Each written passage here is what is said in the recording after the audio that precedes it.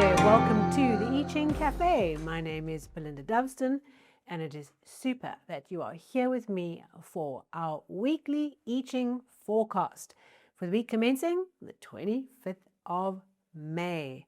A bookend to the end of May, perfectly wrapping up the month over this week.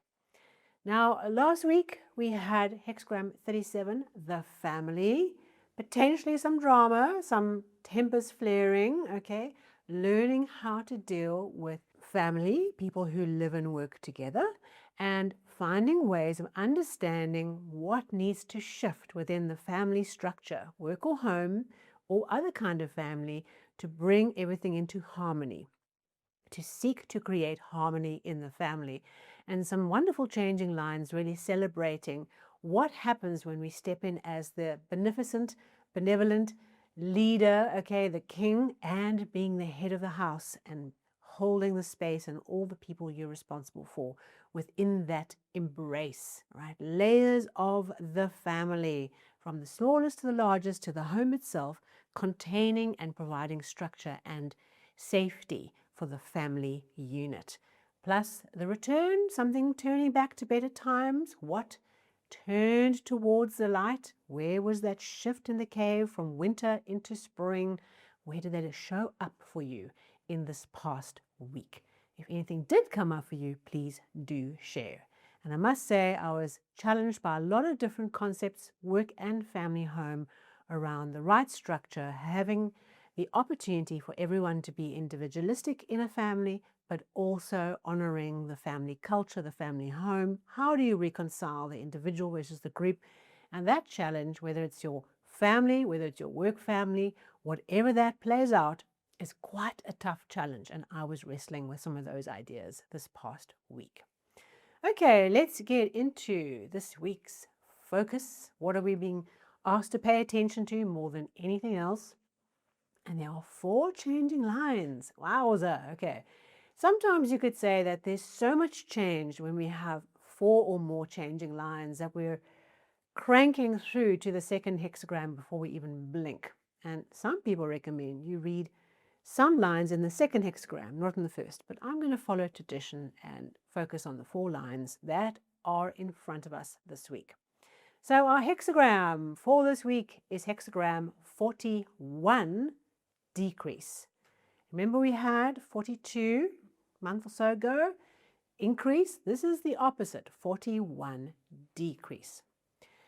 What this hexagram brings to us is the awareness of where we have to cut back, where we have to withdraw, reduce, save the pennies. What do we have to do to decrease our involvement? And the changing lines give us some further insight into the different ways that decrease is coming to help us. I like to think of this hexagram as being making the sacrifice hexagram. Because really what it says is you have got a longer term picture of what you're trying to do. And in the short term, in the now, there is some sacrifice you're being asked to make for the greater goal down the road. Okay. Now, we might feel that decrease as, the bank account emptying out, or or the energy levels dropping. However you might experience decrease this week, wherever you find it, it is a beautiful biofeedback mechanism to help you reflect on what needs to be done. We can also be proactive. We don't just have to watch the bank account reducing. We can also be proactive in choosing to make reductions and sacrifices and letting go of things we don't need, things that are excess, not core. And so you'll see the image of a focused laser beam with this hexagram, because that's one way of thinking about it, that we're being hyper focused on the most important thing that's the most important thing. And we're putting down all the noise that is distracting us from doing that. All right. So decrease, we've got to think bigger than just the cash going down. We have to think about making the sacrifice now for the gain later. So for example, it might be investing in that piece of equipment now that's going to increase and accelerate your profit and productivity later. It's that kind of idea. We don't want to see decreases that are just losses, right? Outflows that don't give any value. We want to see where we make decreases, they are for a longer term gain. And I think that's a great way of working with this hexagram, that as you face, for example, spending decisions this week, you've got to think about how does this decision help us for our future plans, whether that's personal, the workspace, team, whatever it might be. Where does that sacrifice now help us better in the future later? Like you look at a dam and you see the water level go down as the water evaporates in the sun, but at some point that water coalesces and comes back down as rain when you need it for your crops. It's that kind of idea. Something reduces now for a benefit later. It's a great week to tune into unnecessary subscriptions and outflows and things you no longer need. Clear out the closet, decrease, declutter, like reduce the noise. Okay, put down all the things that are not core. And that might be where you spend your time, which for all of us is our most precious resource. I like to think with this hexagram, we can put ourselves on a time diet. Okay, think about where we spend our time and reduce where we invest our time in noise. We all do it. We get caught up in noise. And what we have to do, if you're working with us in this way, with this hexagram, is a great opportunity to do the time diet. Okay, get discipline and control around how we spend our time. So think about what you need to decrease. What do you need to sacrifice and let go for the greater good? For your future health, what do you need to do now, right? For your future sanity, what do you need to do now? For your future business, right, and your wealth, what do you need to do now? And invariably, a lot of those things will require a sacrifice, right, which means letting go of the lower for something of a higher, and focusing, right, putting down the things that are not essential. Reduction, decrease. That is what we're working with this week. All right, so 4 changing lines. Let's get into it. So as we go through the week, you might find the lines click one after the other. You might find they all come shoof, at the same time in the beginning of the week and live with you for the whole week. See how it goes. Okay, so we have position 1, 3, 4, and 5. In position 1, what we need to do is we need to get the job done quickly and get out of there. So the decrease that we're being asked to do is long, lengthy involvement. Get in, do the thing, get out. So there's something around potentially with changing line 1 is asking you to decrease the amount of time you spend on something and getting the job done as quickly as possible and getting out. Okay, so think about that aspect. There's also another facet to that line that talks about when you have someone in your team or in your life that is a giver, right? They give and give and give and give, and they participate, and when their work is done, they rush in to come and help you with your work or to help you or to do more, to stay late, and they just give and give. The superior person, the master in the situation, reads that and understands when it's too much, when to say no thank you and to stop taking. There's another aspect to this, and remember, we can also that person who might be giving and not saying no. We have to, if we are the superior person, the leader in our lives, be conscious of what's happening for other people. Their job is done. Now they're rushing in to help us with extra. When do you say, thank you? You've done an amazing job of going beyond, above and beyond, right? That is enough. Don't abuse it. So there's a couple of facets with this line that's really interesting for us to work with this week. In the third position, all right, in the third position, when you have 3 people grouped together to do something, all right, it can often be quite challenging, all right? When you have a 3 dynamic, when you have 3 friends that go out, it's a difficult dynamic, all right? And certainly in love relationship, the third is a challenge, okay? And so this line says, if there are 3 in a situation, they'll become 2, so you will decrease from 3 to 2.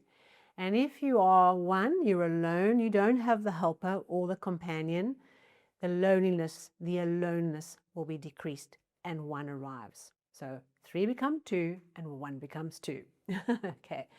What does this mean? What is the decrease? The decrease is really getting us back to a place of harmony. A relationship that works, a connection that works are 2 people, right? 2 people bonded together. The minute you have a third in an intimate relationship of any kind, not just sexual, okay, you have a challenging dynamic. All right, so there's something here about things in an intimate or a close or a working relationship where there's an extra piece that's causing issues.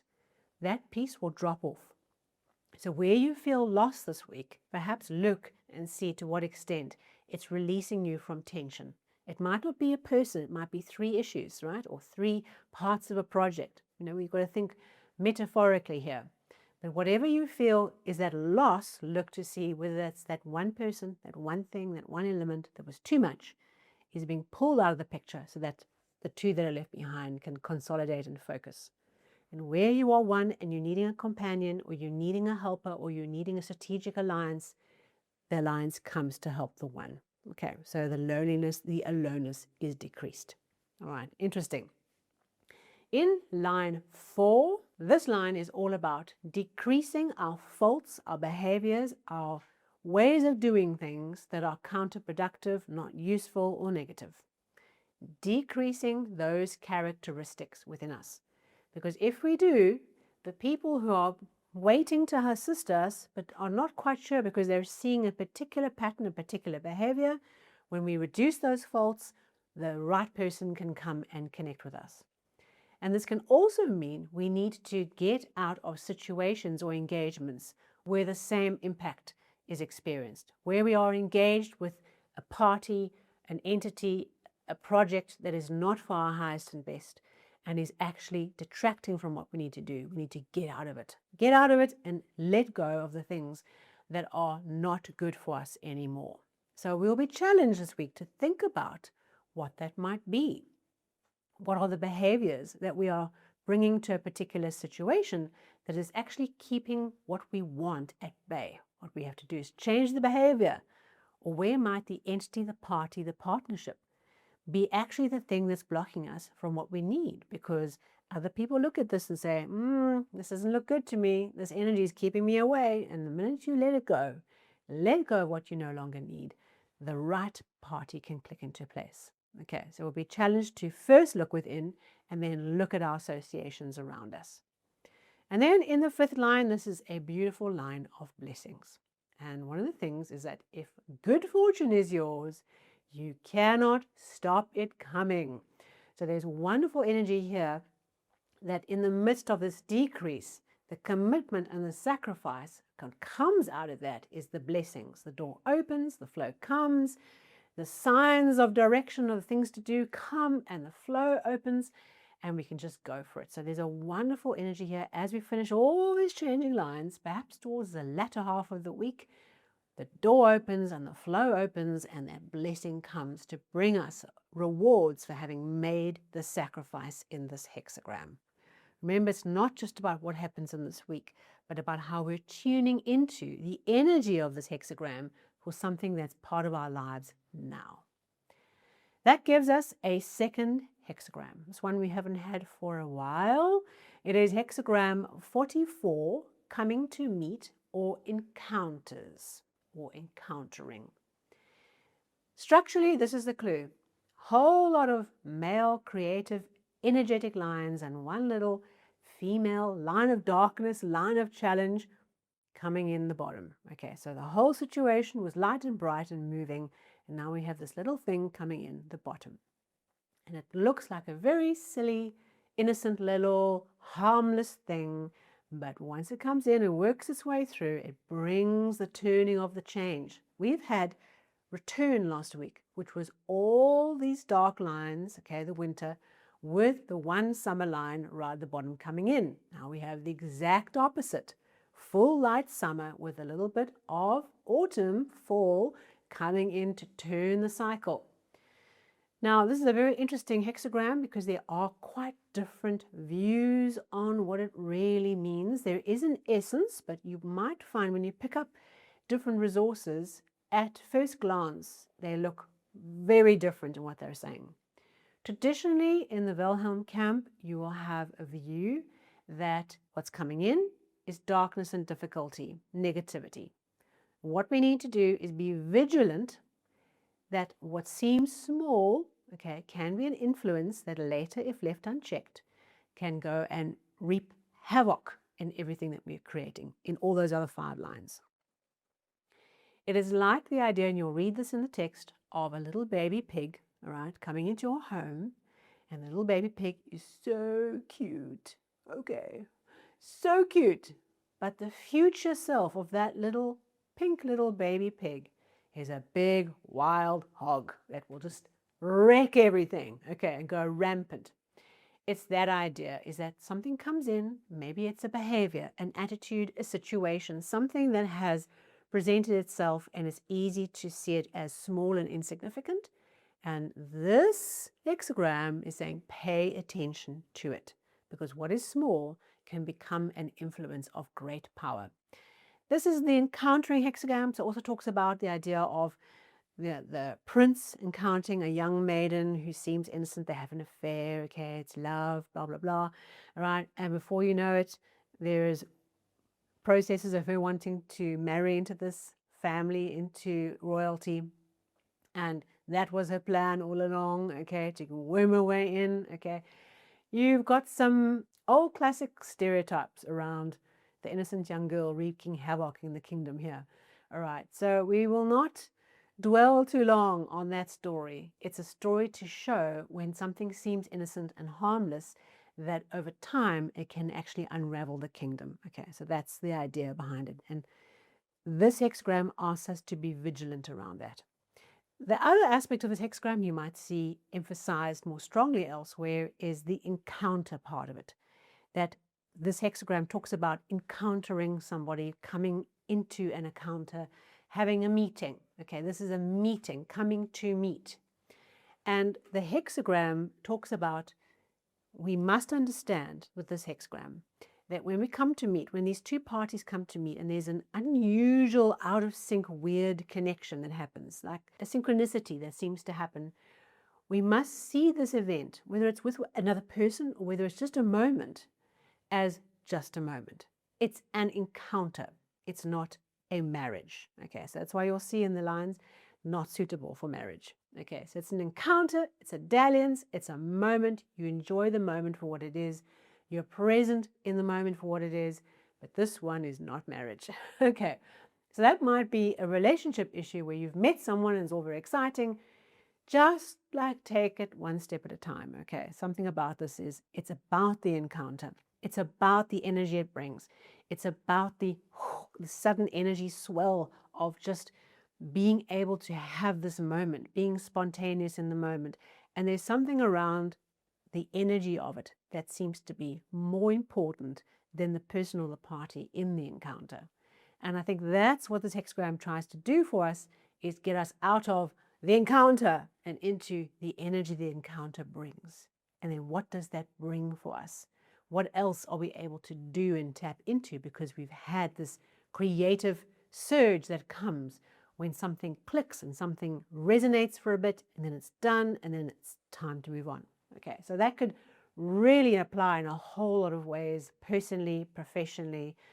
But there's something here where it's just about the encounter. It's just about the energy it creates, and the energy and what we can do with that energy and how it moves us forward is the point. Okay, so quite a lot of complexity. I always find this hexagram really brings quite a lot of interesting dynamic things for us to think about. It isn't a clear one thing, but it's about the encounter, about understanding this energy coming in, and that we don't tolerate negativity. We root it out at its core, because if we let that baby pig go unchecked, we have absolute carnage. Okay, so in a nutshell, this week is really focusing on that decrease. Lots of change, lots of dynamic shifts as we go through the week. All right, there is a way that we need to think about ourselves, about our situation, about getting the job done, about tapping into the blessings, and then just being really tuned into the influences that are coming into a situation right now. Just being open to them and just being aware and focus that where something comes in that's not the highest and the best, where it is not quite, good, it's negative, or there's an issue, you need to deal with it. And I keep on thinking of this idea that, we, in a business, you have a team member, particularly if it's a new team member that comes in and doesn't stay long, and there's a negativity about this person, and there's issues, and it causes ructions. And when that person leaves, you think, I've got rid of the person. Okay.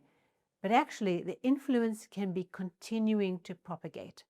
We have to get the issue out the way and all the roots, all right, the roots and tubers that have gone into the soil, under the soil, that have continued to propagate. We have to make sure not just the situation, but its influence in our environment has also been dealt with.